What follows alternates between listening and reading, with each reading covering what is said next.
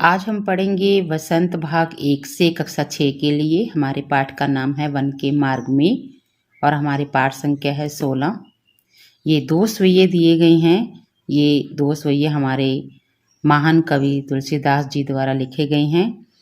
पहले स्वय्ये में उस समय का चित्रण किया गया है जब श्री राम सीता जी और लक्ष्मण के साथ में वनवास के लिए जा रहे थे और माता सीता चलते चलते बहुत थक चुकी थी।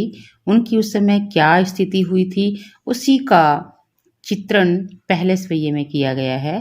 तो चलिए हम शुरू करते हैं। पुरते निकसी रघुबीर बधु धरी धीर दय मग में डगद्वे। पुर होता है नगर, निकसी मीन्स होता है निकलना। रघुवीर, यहाँ रघुवीर श्री राम के लिए कहा गया है और बधु है उनकी पत्नी सीता। धरी धीर दय मग में डगद्वे। धरी, धरी मीन्स धरना, धारण करना। धीर मीन्स धैर्य। दय मग में, मग मीन्स होता है रास्ता। डग कदम, द्वे दो। नगर से निकलकर राम की पत्नी सीता ने अभी धैर्य धारण करते हुए रास्ते में अभी 2 कदम ही रखे थे। झलकी भरी भाल कनी जल की पुट सूख गए मधुरा दरवे।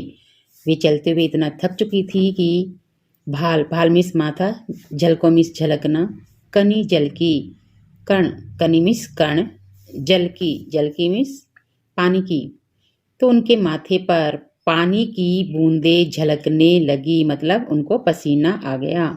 पुट सूख गए मधुराधर वे, अमृत के समान। मधुराधर मिस अमृत के समान, पुट मिस होंठ, सूख ही गए, सूख गई। अमृत के समान उनके होंठ सूख गए, उनको इतनी प्यास लगी थी। फिर बूझती हैं चलनो अब के तिक पर्ण कुटी करियो कितवे। इतनी थक चुकी होने के बाद उन्होंने फिर बूझती हैं, बूझती मीन्स पूछना, श्री राम से पूछती हैं चलनो अब के तिक, अब कितना दूर चलना है। पर्ण कुटी करियो कितवे, पत्तों की कुटिया। पर्ण कुटी पत्तों की कुटिया। करियो, करियो मीन्स बनाना। कितवे कहाँ बनानी है। तिये की लखी आतुरता, पिये की अखियां अति चारु चली जलचवे। तिये की लखी आतुरता, तिये मीन्स पत्नी, लखी मीन्स देखना, आतुरता मीन्स व्याकुलता। पिये की अखियां, पिये मीन्स प्रियतम या फिर पति की अखियां। अति चारु चली जलवे, चारु मीन्स सुंदर। अपनी पत्नी की इस व्याकुलता को देखकर श्री राम की सुंदर आँखों से जल की धारा बहने लगी। मतलब वो अपनी पत्नी को इस तरह से थकान से भरे हुए देखकर उनके आँखों से आंसू आ गए। इसी तरह से हमारा दूसरा स्वय्या है।